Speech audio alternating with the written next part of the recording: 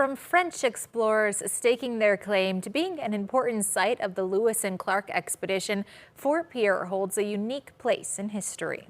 A lot of it is reserved in several different places throughout the central South Dakota town. KELOLAND's Jordan DeSmit checked them out and talked with local historians for tonight's Eye on KELOLAND. Among these rolling hills and across the Missouri River from South Dakota state capital lies Fort Pierre. Within the small town of about 2,000 that you see below is the Varandry Museum. The building started as an American Legion community hall in the 1930s. Inside, it still has its original ceiling and wooden floors. They had dances, plays, roller skating. Then in 1940, when the high school burned, they played boys basketball in here.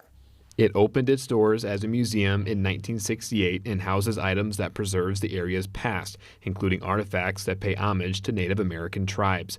The museum is named after the French Varandry brothers. Near the front door is a replica of a lead plate they buried at this spot in 1743 on a hill overlooking present-day Fort Pierre. The brothers left it there to claim the region for France. Then in 1913, we had 3 Fort Pierre children that were playing up on the hill, and they found the plate, and they were going to take it to Pierre to sell it. Luckily, they were stopped. A little more than 60 years after the Varandrys, the Lewis and Clark expedition met the Lakota around here in 1804, where the Bad River meets the Missouri River. They were just amazed at the beautiful scenery here and, you know, all the wildlife that they saw. And I think word got out pretty quickly that this was the place that a lot of people wanted to come to. The area would attract fur traders, helping Fort Pierre become the oldest continuously occupied white settlement in South Dakota by 1817. Over the years, the town became a hub for travel. It was a common steamboat stop and where the Fort Pierre to Deadwood Trail began in the 1870s. People used it to transport freight after gold was discovered in the Black Hills. That was a huge trip, and it was tough country. So it was a long trip, and it was hard on the people and the animals. Travel continued to evolve when a railroad depot was completed in 1906. You can explore that history at Fort Pierre's Depot Museum. But boy, when the railroad came in, of course, it came along through the land, so everybody was a little nervous, you know, about that coming through. But it stirred the economy quite a bit, and it helped settle a lot of new towns from eastern South Dakota to western South Dakota.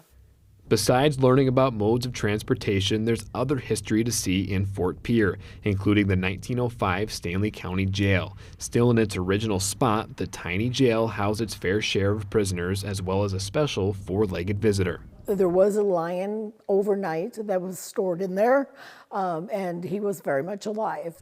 There's even more history to be learned next door at this log cabin the town uses as a visitor center, or here at the Sansart Country School Museum.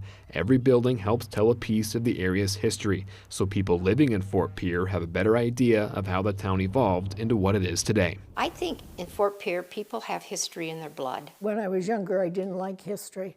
Now here I am working at the museum. So you have to have history. Everybody has history. With Eye on KELOLAND, I'm Jordan DeSmit.